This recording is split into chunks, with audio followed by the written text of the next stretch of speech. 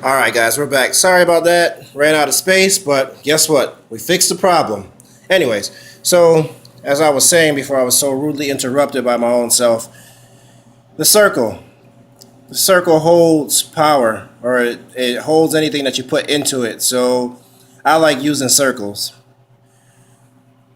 and that's why I like using circles. There's not really too much to say about that, but um, so yeah, once I'm all set, once I'm in my state, I'll take up the individual rune and I will carve the rune there. And you can, in general, when you're carving, you want to imagine energy flowing through the runic energy that you've generated, I should say, flowing through your body, down your arm, out your fingers, into the instrument, and then out into the stave. But I find that that's a lot to think about. So what I usually do is I'll actually charge. I'll charge the instrument.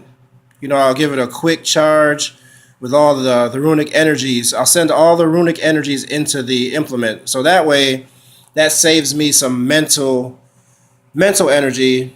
So that way I don't have to focus on sending energy from inside me down my hand, into the instrument. Because when you stop and think about it, that this instrument is not useful. It's not really useful in terms of charge or in terms of carving your runes there until it's fully charged. So if you have to spend energy to, if you have to take energy, send it down your arm, yada yada yada, it's still going to be in the process of being charged. Whereas if you just charge it by itself, now you don't have to worry about it because it's charged, and now it can discharge the energies you've put into it into your rune staves here. So carving, and then as I carve each rune, I'll think about the specific poem that goes with each rune. So with Fa here, let's say we're charging Fa, then Fa is one for help it does, and then so on with all the runes there. And again, a lot of these things are based on whether or not I have time to do like a complete, full, deep ritual. If not, I'll just do what I can. But the most important thing again is to banish. So anyway, I'll do that for all the runes there, and then once they're all set, now I'll take my formulas here. So I have a power formula and banishing. The rune sorcery course calls for power oil and um, protection oil. So I can't find my fiery wall of protection oil right now. So this is we're just pretending, guys. Just pretend. Just believe. So can't find that, but I like you because it calls for a protection oil. It doesn't really specify fiery wall of protection, but I like fiery wall of protection because it not only seals in the energy that you put into something, but it also reflects any detrimental energies that might try to assault your rune staves or whatever else you don't want to be assaulted. So I use power oil and then fiery wall of protection, and that helps me get a very powerful charge on anything that I'm gonna charge and energize for personal use or for the use of a friend or a loved one there.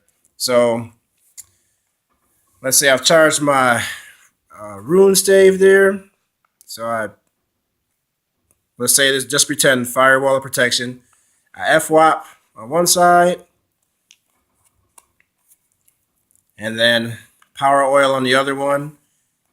And the rune sorcery course gives you complete instructions on how to specifically energize every single one of your rune saves there. All right. So I'm not going to go into detail. If you want more details, do yourself a huge favor and get your copy of the rune sorcery course. This thing is awesome, man.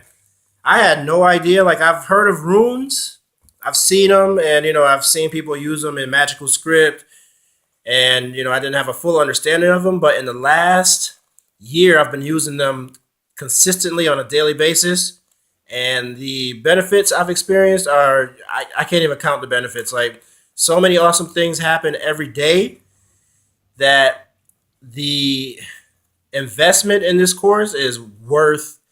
It's literally, for us occultists, it's a lifetime investment. So you can't even put a price on the power and the knowledge you get from using the course properly and safely.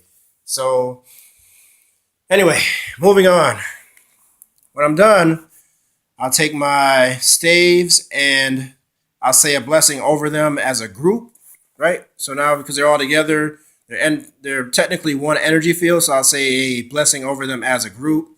You can come up with your own blessing, something that's meaningful to you. And then once I've done everything, I've carved. You have the red in. So once I've carved, and then I've filled in the space, the carved area with a red permanent marker. I don't have my permanent marker here, but I'm pretty sure you've seen those, so you know what they look like. So anyway, once I've done that, I will get my bag. So I'll put them in a bag, like a small carry bag. And then once I have that bag all set, I'll then put them into my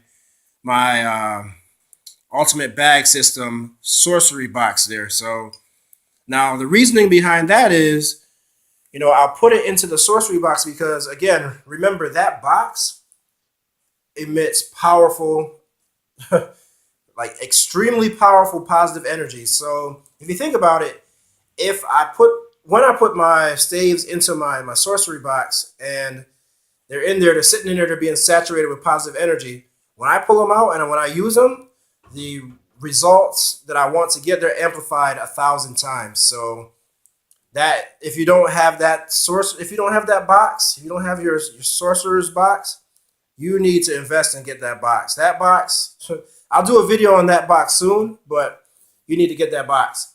So anyway, that's my process for carving rune staves that'll serve you for the rest of your life.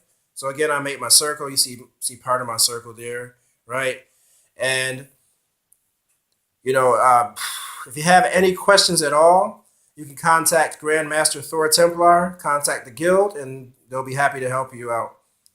Peace, blessings, and prosperity to all of you guys, all right? Have a good day, and do stuff with your life. Thank you.